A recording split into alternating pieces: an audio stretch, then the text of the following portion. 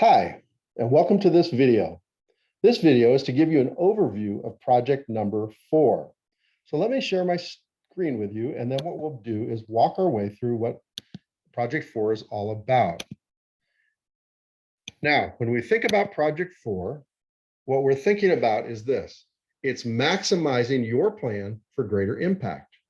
It comes from character outcome number 1, competency 3. And what we're going to do in this video is I'm going to give you an overview of the purpose, the description, and the project elements. And at the end of the video, I'll try to go through and show you how it practically works itself out on the field. So let's begin by looking at the purpose.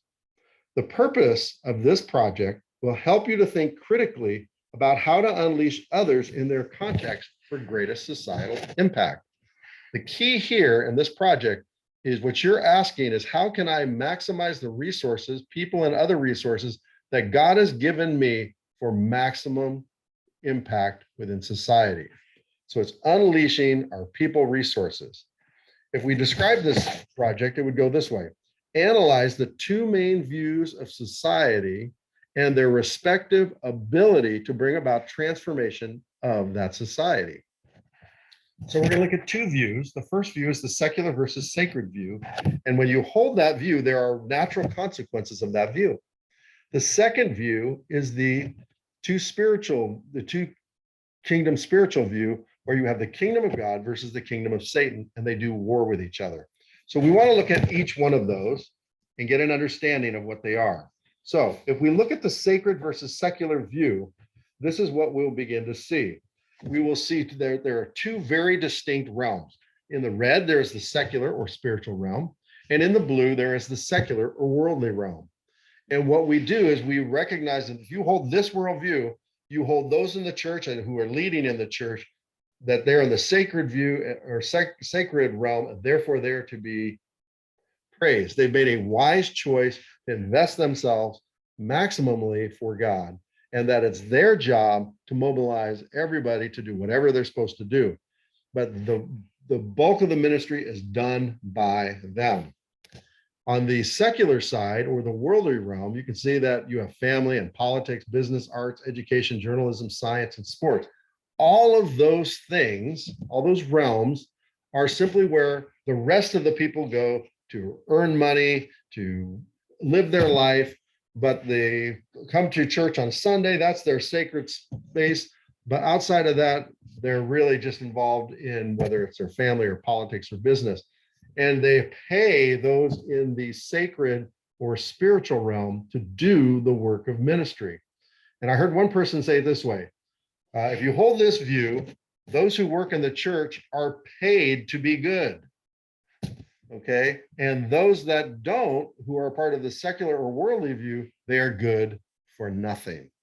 And there's a play on words there, but what that means is that if you are in the secular or worldly realm, you often view yourself in terms of your ability to have impact in the kingdom of God as nil or none. And that your whole desire is to let those who are ministers of the gospel, whether on staff with Campus Crusade for Christ or the pastors in our church, it's their job to do the work of ministry. Now, needless to say, to reach scope them through this view is very, very difficult. It's actually impossible. Then there's a second view, and this is the two kingdom view. And in the two kingdom view, you have all these sectors of society that are immersed into two kingdoms. Either they are in the red, the kingdom of God, and they're serving God, or they are in the kingdom of Satan. They are opposed to God, whether it's actively or passively, it really doesn't matter. But the battle is taking place in the church and the family and politics, business, arts. All of those are the realms where this battle is taking place. And so in this view, everybody is a minister of the gospel. It doesn't matter if you're in the church or your family, or if you're in science or in sports, wherever you are, you're to engage in this battle.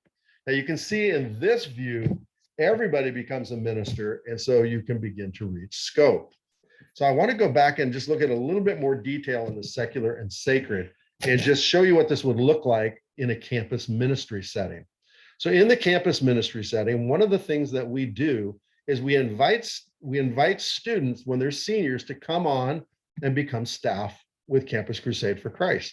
Globally, it's less than 0.5% will actually join us, meaning that over 99.5% of the people will not join Campus Crusade for Christ and become a full-time staff member. If you hold the sacred secular worldview mindset, what then happens is those that join staff have made the good and wise and right decision.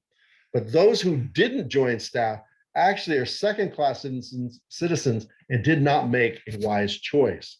And they know that, and they experience that, and they feel that. This has really big ramifications when we then ask them to begin to reach out, or if we knock on the door and we say, hey, we've got this project going, we'd like you to contribute. They're going to say, you know what? I'm not interested because I'm in the secular realm.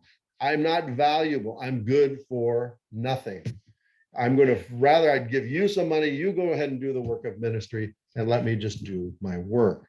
Now, that's very different than the two kingdom view. If you hold the two kingdom view and you have your graduating seniors and you're calling them and you're saying, would you like to come on staff? You're also saying is all of you are going to be missionaries. Some of you will be missionaries within a church. Some of you are going to be missionaries within Campus Crusade for Christ. Some of you are going to be missionaries in your family or in politics or the arts or education, science.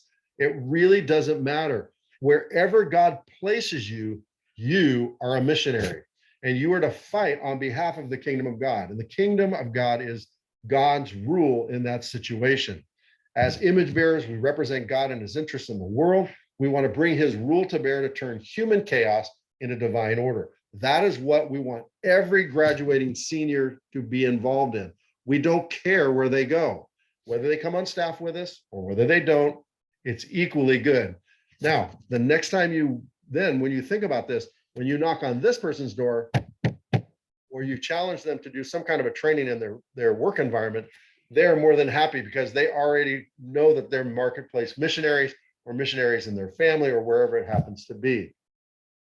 And so again, the two worldviews have very, very different abilities to reach scope. In the secular sacred view, it's impossible to reach scope because you have a very small number of people who do not have access to the family. Well, they have access to families who come to the church, but they don't have access to politics or business or arts unless one of those people comes to the church. So their influence is very, very minuscule. When you look at this one, since you've released everybody as a missionary, every one of those people has an impact within their context. And that means that you can begin to think about reaching scope. And that is the purpose of this project, is that we are hoping to help you to have the right mindset so that you can maximize and mobilize the maximum number of people for the greatest amount of impact, or that you can help others to have a right view of what God is doing in the world and that they need to join God through the kingdom of God and fight the kingdom of Satan. And if they have the sacred secular view, you need to have them remove that and get rid of that and replace it with the two kingdom view. And that's the purpose of this project.